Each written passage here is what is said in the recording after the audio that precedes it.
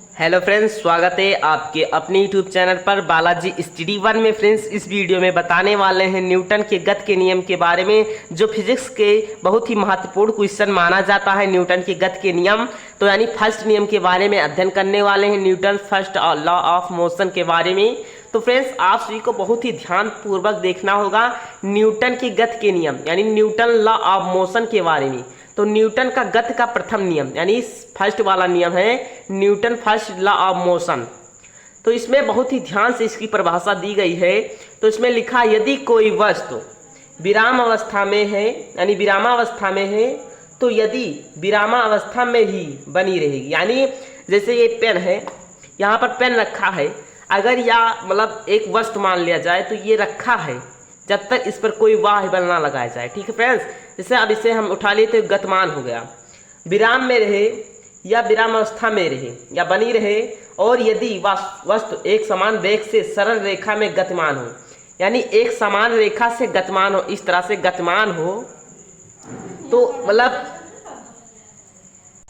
तो इसमें लिखा है एक समान वेग से सरल रेखा में गतिमान हो वह वस्तु उसी प्रकार, यानी इसमें लिखा वह वस्तु उसी प्रकार गतिमान रहेगी जब तक उस पर वस्तु पर कोई मतलब अवस्था पर या परिवर्तन करने के लिए जब तक बाह्य बल ना लगाया जाए, यानी बाहरी बल जब तक ना लगाया जाए।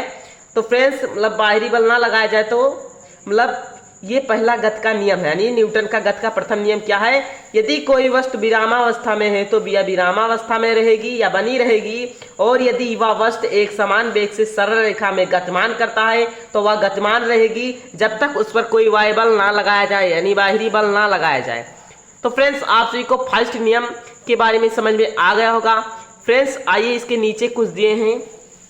इस नियम को गैलीलियो के नियम अथवा जड़त्व का नियम भी कहते हैं।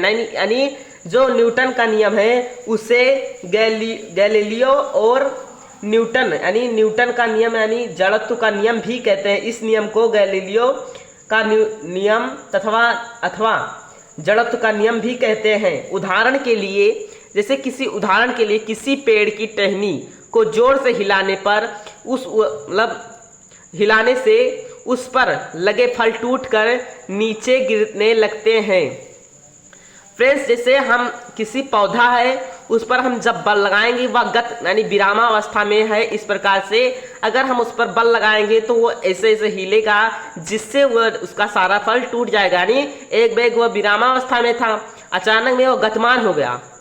ठीक है फ्रेंड्स, तो इससे यह पता चलता है कि मतलब जो न्यूटन का नियम है वो मतलब जो विरामावस्था में है विरामावस्था में रहेगा और जो गतिमान वस्तु में है वो गतिमान में रहेगा। तो फ्रेंड्स, जब तक इस पर कोई बाह्य बल ना लगाया जाए। तो फ्रेंड्स, आप सभी को यानी इससे गैलीलियो का नियम जड़त्व का नियम भी कहते हैं। उदाहरण के लिए किसी पेड़ की टहनी को जोर से हिलाने पर।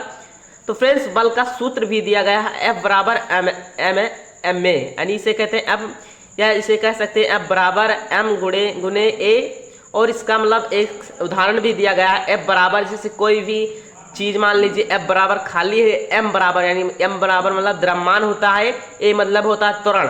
तो द्रव्यमान 15 है, त्वरण 12 है, तो इसे गुणा कर देने पर उसका आंसर आ जाता है। फ्रेंड्स, 15 गुणे 12 करने पर 180 उसका आंसर आ जाएगा।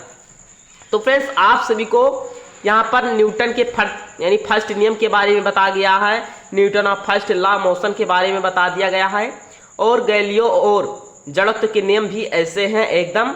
अगर आप इसे ध्यान से पूर्वक पढ़ लेंगे, याद कर लेंगे, तो आपको गैलीलियो और जड़त्व के नियम को याद करने से कोई याद हो जाएगा ऑटोमेटिक। तो फ्रेंड्स, अगर वीडियो अच्छा लगा तो चैनल को सब्सक्राइब कर दीजिए प्लीज़। मिलते हैं अगले वीडियो में, तब तक के लिए जय हिंद जय भारत।